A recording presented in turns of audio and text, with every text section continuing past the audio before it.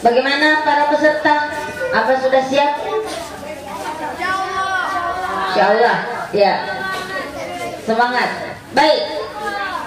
Peserta pertama dari santri Soleha atas nama Aisyah Inara. Kepada Ananda Aisyah Inara kami persilahkan.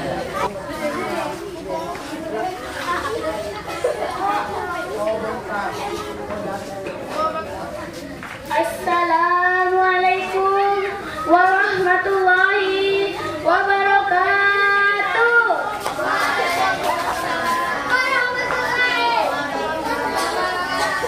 Hai peserta perkusi, perkenalkan nama saya Aisyah Inara dari kelompok Ummu Sulaim. Kali ini saya akan bercerita tentang nama kelompok saya, yaitu Ummu Sulaim. Ummu Sulaim, kisah wanita yang paling mulia. Pada zaman Rasulullah Shallallahu Alaihi Wasallam, hiduplah wanita yang cantik, cerdas, dan berakhlak mulia. Ialah Ruimasyah Ummu Sulaim binti Malhan. Berkat sifat-sifatnya yang agung, Ummu Sulaim dilamar oleh Malik ibnu Nadar. Buah pernikahan keduanya, lahirlah seorang anak bernama Anas bin Malik. Tak mudah bagi Ummu Sulaim untuk memeluk agama Islam, agama yang paling benar dan yang paling diridhai Allah Subhanahu wa Ta'ala. Suaminya orang pertama yang menghadang laju keimanannya. Malik sangat marah begitu istrinya telah masuk Islam.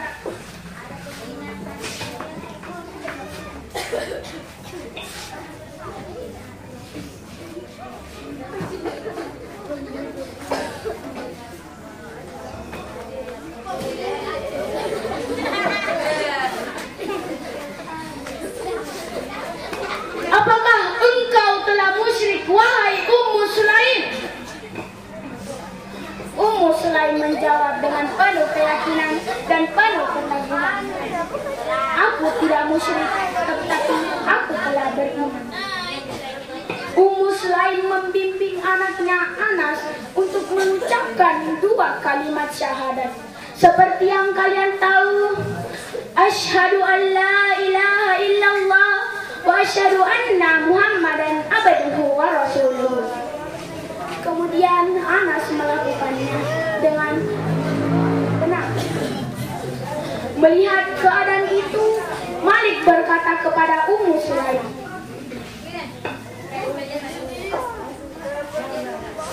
janganlah engkau merusak anakku, wahai Ummu Sulaim.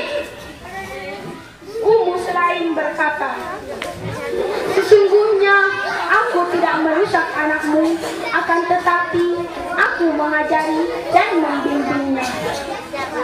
Suatu ketika Malik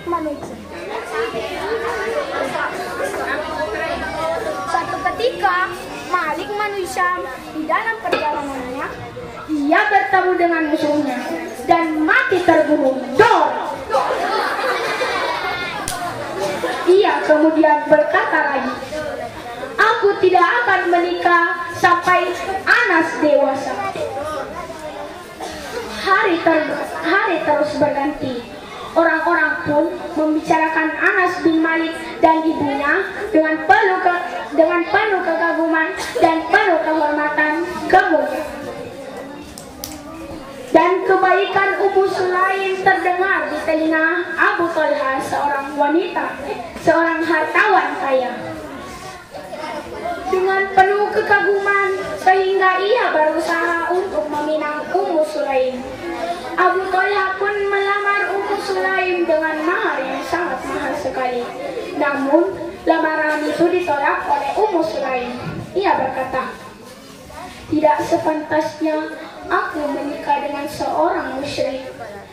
Tidakkah engkau mengetahui Abu Talha bahwa sesembahan kalian itu diukir oleh seorang hamba dari keluarga si Fulan. Sesungguhnya bila kalian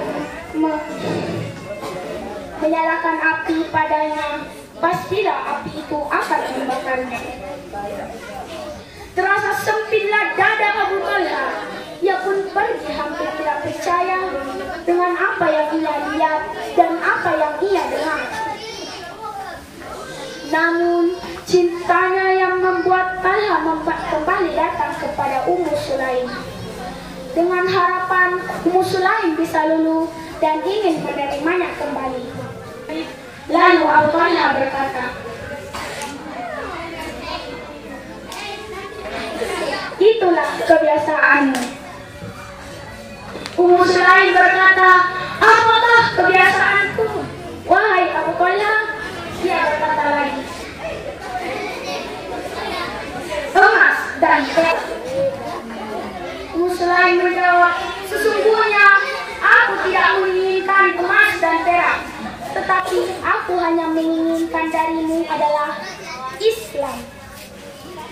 Saat melihat Abu Talha, Nabi Rasulullah SAW bersabda,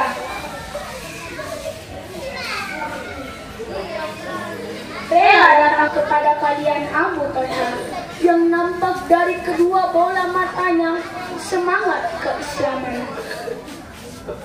Lalu Abu Talha datang dan pergi menghadap kepada Rasulullah SAW.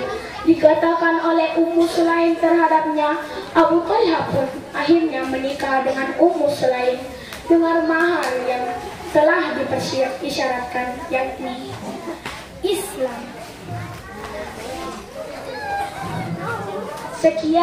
Sekian cerita dari saya, kurang lebihnya mohon dimaafkan. Wassalamualaikum warahmatullahi wabarakatuh.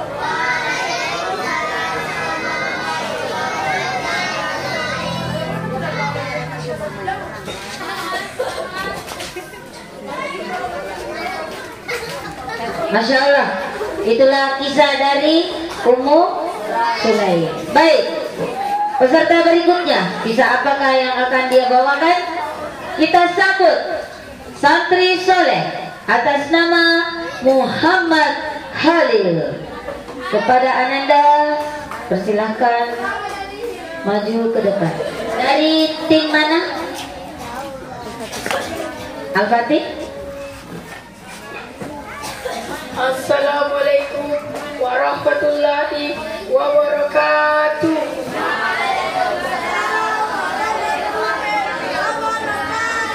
Perkenalkan, nama saya Muhammad Halil dari kelompok Al-Fatih.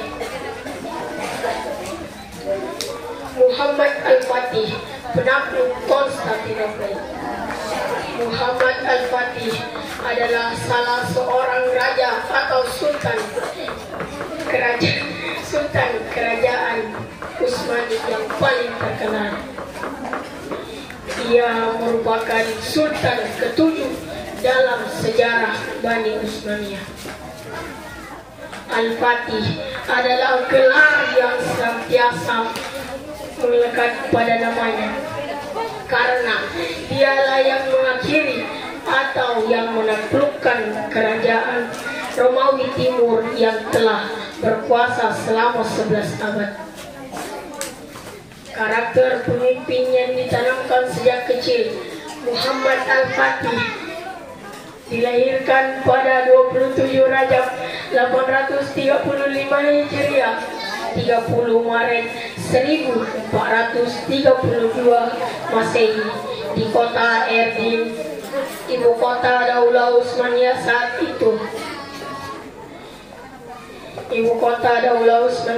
itu. Ia adalah putra dari Sultan Murad II. Sultan Murad II memiliki perhatian yang besar terhadap pendidikan anaknya. Ia menempa buah hatinya agar kelak menjadi pemimpin yang baik dan tangguh.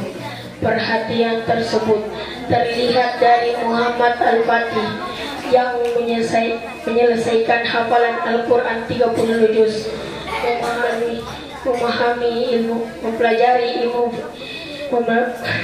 mempelajari hadis-hadis, memahami ilmu fikih, belajar matematika, ilmu falak, dan strategi perang.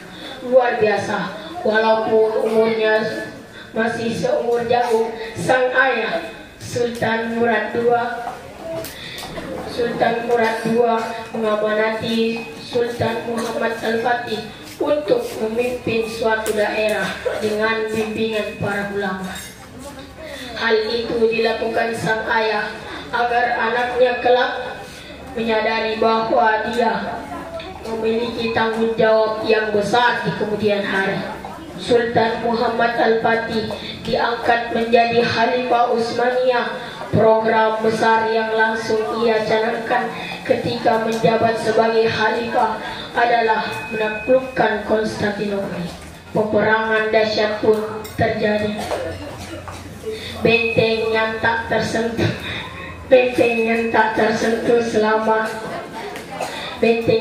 tersentuh yang menjadi simbol kekuatan Bizantium itu pun diserang oleh orang-orang yang tak takut akan kematian. Akhirnya kerajaan besar yang telah berkuasa selama 11 abad itu pun jatuh ke tangan kaum muslimin. Sejak saat itulah dikenal dengan nama Muhammad Al-Fatih, penakluk Konstantinopel. Belajar dari kisah Muhammad Al-Fatih, Allah ingin tunjukkan pentingnya nilai-nilai cinta dan pendidikan dari orang tua kepada anaknya. Ada cita-cita mulia yang diajarkan kepada anaknya sejak dini, sehingga anak tumbuh dengan penuh perhatian dan percaya diri yang tinggi. Demikian, assalamualaikum warahmatullahi wabarakatuh.